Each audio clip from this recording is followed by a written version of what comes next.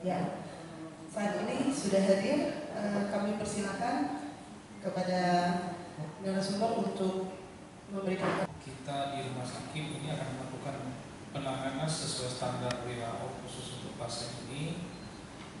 Petugas menggunakan alat pelindung diri khusus dan itu melakukan alur-alur yang telah kami tentukan semuanya. Kami dari tim PPI dan Investigasi akan menjalankan pelayanan terhadap pasien ini sesuai standar yang telah berlaku. Jadi teman-teman media kalau melihat petugas yang menggunakan alat pelindung yang pakai baju kuning, itu mereka menjalankan prosedur pelayanan terhadap pasien yang seperti itu di suatu ruangan isolasi airport. Itu saja yang saya klarifikasi. Ya, terima kasih Dr. Zain dan data tadi ya, yang mengatakan bahwa pasien ini infeksi saluran nafas, tapi juga datangnya pulangnya dari Malaysia, bukan dari Cina.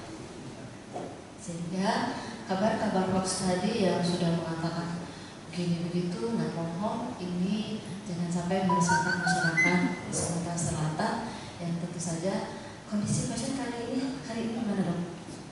Nah, kondisi pasien dalam keadaan baik, ya kami masih observasi, ya saya kira itu penjelasan dari kami.